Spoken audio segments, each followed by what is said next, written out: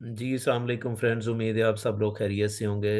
अच्छा, आज एक मैं डॉग साइकोलॉजी की ऐसी टेक्निक आपको बता रहा हूँ जो आपके ऊपर बहुत इस्तेमाल हो रही है लेकिन आपको पता नहीं। तो इसके बताने का फ़ायदा ये है कि जब आपको इसका पता चलेगा तो आप बिल्कुल अवेयर हो जाएंगे।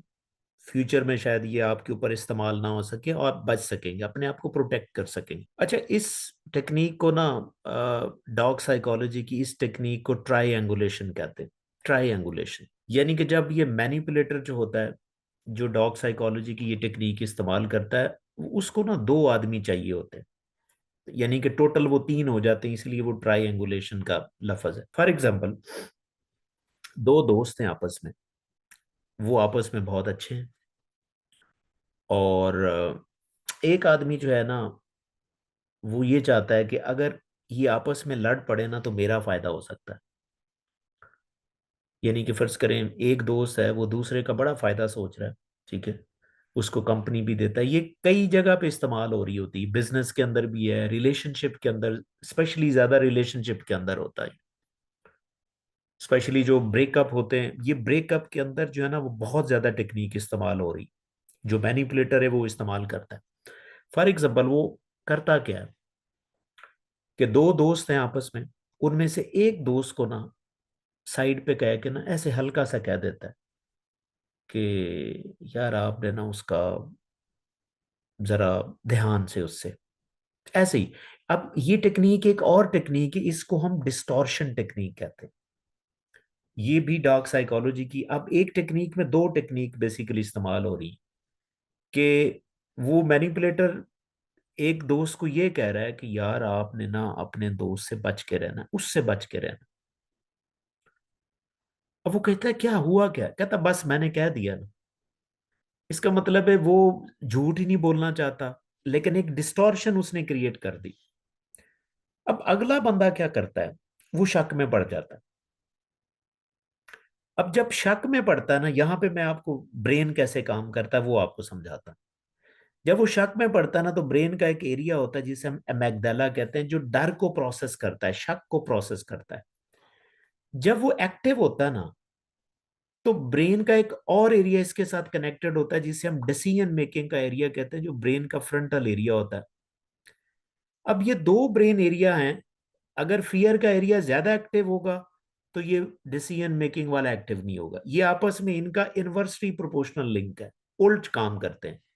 डर वाला एरिया जब भी, देखें अक्सर आपने देखा होगा, जब भी आप डर में होते हैं, इमरजेंसी में होते हैं, गुस्से में होते हैं, आपसे डिसीजन सही नहीं होता।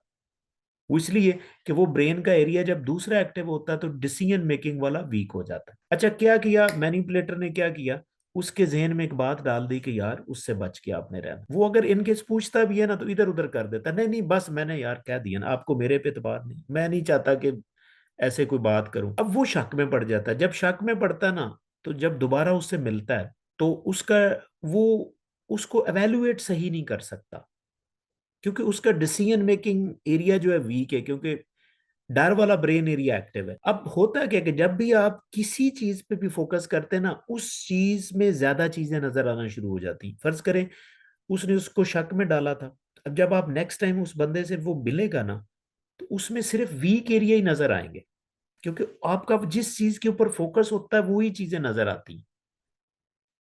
तो अब क्या है, उनके अंदर आपस में थोड़ी बहुत मिसअंडरस्टैंडिंग होना शुरू हो जाएगी, थोड़ी बहुत लड़ाई शुरू हो जाएगी, उससे बात बढ़ जाएगी।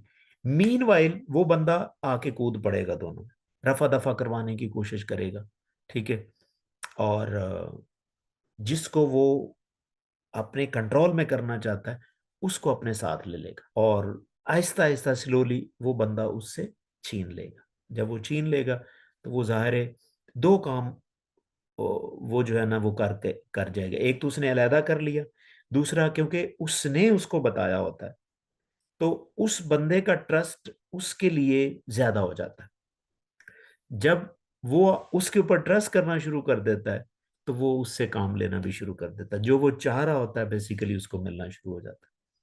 तो इससे आपने बचना कैसे, मैं आपको एक बात बताऊं कि कभी भी आपको कोई थर्ड पर्सन आपके दोस्त के बारे में कोई आके बात कहता है ना, तो मेरी आपसे गुजारिश है कि आप अपने दोस्त के पास सीधा जाएं और ओपन कम्युनिकेशन करें। उसे कहें कि क्या भाई आपने ऐसे बात कही है, या आप दोस्ती आपकी किसी तरह की भी है, ठीक है, तो कोई रोमांटिक रिलेशनशिप है तो उसमें भी आप जाके सीधी बात करें, ठीक है, अपनी फ्रेंड से बात करें, आपका वो स्पाउस हो सकता है उससे बात करें, ठीक है।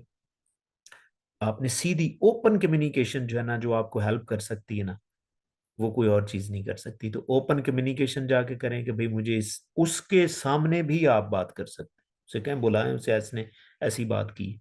या पहली दफा अगर वो जब बात करता है ना तो डिस्टॉर्ट कर रहा होता है, सही एग्जैक्ट बात करता नहीं है, तो आप यहां पे भी देखेंगे भाई वो सही बात क्यों नहीं बता रहा, कि क्या मसला है। आप पहले उसको वेरीफाई करें।